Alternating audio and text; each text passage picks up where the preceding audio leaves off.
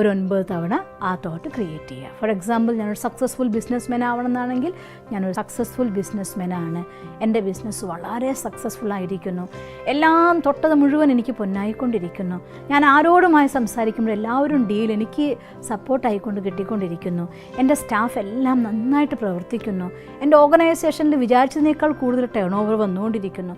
ഇങ്ങനെ നിങ്ങളുടെ സിറ്റുവേഷൻ ഏതാണോ അതനുസരിച്ച് ഒരു 9 തോട്ട് ക്രിയേറ്റ് ചെയ്യുക, റിലേറ്റഡ് ആയിരിക്കുന്ന, അതിന് ഫീൽ ചെയ്തുകൊണ്ട് പറയുക. എന്നിട്ട് മാത്രമേ കാല് താഴെ വയ്ക്കാവൂ. താഴെ വെച്ച് പോയി കഴിഞ്ഞാൽ അതോടെ അവസാനിക്കുന്നില്ല.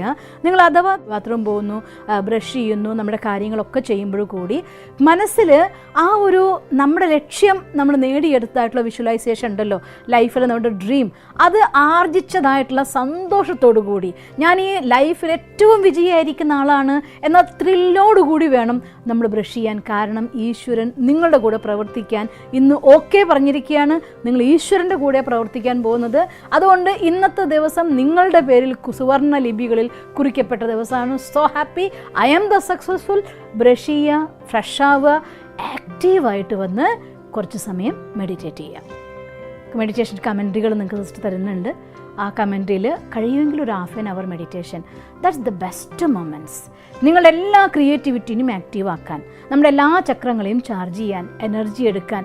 അത് നമ്മൾ തുടർച്ചയുള്ള ക്ലാസ്സുകളിൽ ഏത് ചക്രത്തിനാണോ വീക്ക് അതിനേത് അഫർമേഷൻ വേണ്ടതൊക്കെ നമ്മൾ കാണും കേട്ടോ. അപ്പോൾ അതുകൊണ്ട് ഇങ്ങനെ മെഡിറ്റേഷന് വേണ്ടി ½ ആൻ അവർ ഉപയോഗിക്കണം. അത് കഴിഞ്ഞ ശേഷം 5 മണിക്ക് ഉണർന്നു, 6 മണിയാകുമ്പോഴേക്കും എല്ലാ കാര്യം കഴിഞ്ഞു. അപ്പോൾ ആ കാര്യം കഴിഞ്ഞു എന്ന് കരുതി എനിക്ക് ഓഫീസിൽ പോകാൻ നേരമായിട്ടില്ല, കഴിഞ്ഞിട്ടില്ല നമ്മുടെ കാര്യങ്ങൾ.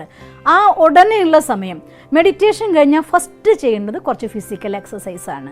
നമ്മുടെ ചാർട്ടിൽ നിങ്ങൾ നോട്ട് ചെയ്യണം, നിങ്ങൾക്ക് 5 സ്റ്റാർ കിട്ടുന്നുണ്ടോ എന്നുള്ളത്. ഇതെല്ലാം നമ്മുടെ സ്റ്റാർ റേറ്റിങ്ങിൻ്റെ ഭാഗമായി വരുന്നതാണ്. അതുകൊണ്ട് നിർബന്ധമായിട്ടും എക്സസൈസ് ചെയ്യണം.